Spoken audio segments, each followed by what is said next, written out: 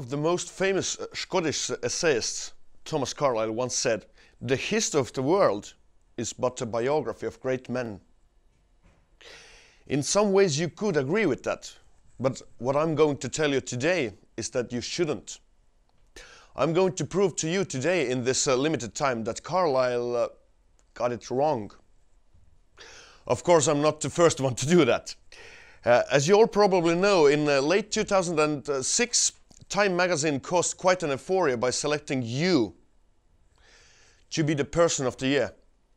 In their surprising article, the tabloid justified their choice by bringing out all the wonders of the World Wide Web communities, from Wikipedia to bloggers, YouTubers and Facebookers.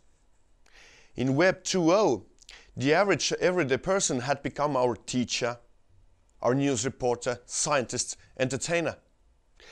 And Time got it right. Never before in our history has an individual's voice been more powerful than it is today.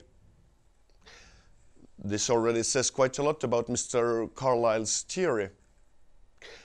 But let's take this one step further. We at TED are all gathered here to exchange ideas, to inspire, to share, to change the world into a better place. There are 6.3 billion people in the world out there today, and there are so little of us here in this hall. And yet we gather here knowing and thinking, well, at least I am, that we, by being here and talking, will make a change. That's the whole reason why we come here. That's what inspires us to come here. But think for a second, what if all the 6.3 billion people out there would think the same way? But seriously, what is it about an average person, let's say Joe? We tend to think that average people, the grey mass, like Dostoevsky called them, do not care. That they just want to go on with their lives, consume merely and don't give a damn. But what if they do? What if an average person does care about the planet, about the society, problems in, let's say, Africa? And if he does care, then why doesn't he act? Is he too afraid? Is he too convenient? Doesn't know how to act? But maybe, just maybe, he doesn't know that he can actually make a difference. That everything he does, all the decisions he makes, actually change the world. Let's say it even in a bigger scale. Maybe he doesn't realize that the whole world is based on the decisions he and his kind make every day. Sounds a bit ambitious? Well, maybe, but it's also true. The easiest way to explain it is to do it via the sensitive dependence on initial condition concept, which is more known as the butterfly effect. Yes, they made a really bad and incorrect movie about it some time ago. The piece was pretty neat introduction of our topic for Joe, but I really feel sorry about Ashton Kutcher. The idea that small causes can have large consequences has been around for a while now. It started having more scientific attention in the 19th century, mostly among many well-known physics and mathematicians like James Clerk Maxwell in 1860 and Henri Poincaré in 1890. Things got more serious in 1961 when mathematician Edward Norton Lawrence was using a numeral computer model to run a weather prediction. Having run a particular sequence, he decided to replicate it as a shortcut on a number of the sequence. He entered the decimal 0.506 instead of the full 0.506127 he had used earlier. What he found upon his return was a completely different weather scenario. At first, everything started out just the same. But soon, those slight variations began to multiply, and within a short time,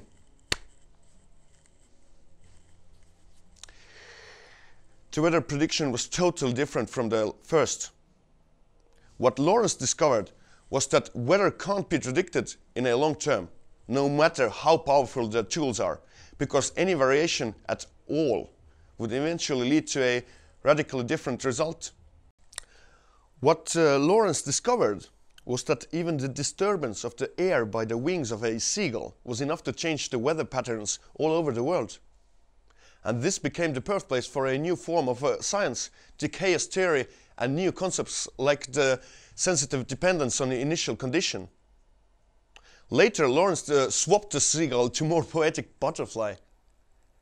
And thus, we have now the butterfly effect theory, stating that a butterfly's wings might create tiny changes in the atmosphere that may, for example, alter the path of a tornado or delay, accelerate, or even prevent the occurrence of a tornado. The flapping wing represents a small change in the initial condition of the system, which causes the change of events leading to large-scale alternations of events. But we're not here to discuss about the weather, right? Let's bring it down to us, you and me. For instance, a friend of mine had a girlfriend. He was moving and she was helping him. They were scheduled to work one Saturday night, but she never showed up. Instead, she had gone to a bar, and when leaving the place, had blindly stepped in front of an oncoming car. Sorry to say, she was killed instantly. But for the accident to have happened, everything had to happen exactly the way it did. Had she been a second slower, or the car been a second later or faster, it wouldn't have happened. And if it didn't happen, a lot of things would have been different, especially from the family she left behind and friends she left behind. Millions of events, I mean millions, that had to occur precisely the way they did. Had she met my friend or never met my friend, would she be alive today? Probably.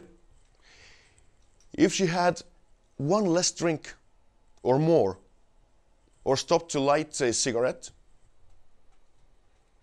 if the driver had missed the previous light, had been driving in the other lane, had kissed his wife or not kissed his wife,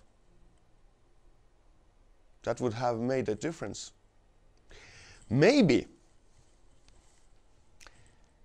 if it were, for instance, 1 degree warmer, the pressure in his tires would have been different enough that he would have gone slightly slower. Anything that has changed in the hundreds of events leading up to that moment, and the event would have not happened. There's another, a bit a cliché example, but it's a powerful one nevertheless. What would have happened if someone had knocked on Clara and Alois Hitler's door the evening they were conceiving their would-be world-dominating baby? The world today would be a totally different place, with different people, different countries, different technology. Computers, the cloud, communication wouldn't probably exist. Do you see? One knock and we are not here today anymore. That's how the world works. That's how we change the history. All the processes are built on a chain reactions. Economy, politics, climate, personal affairs. The morning when you were waking up, when did you get out of bed? Immediately? Or did you decide to lay down for some more minutes?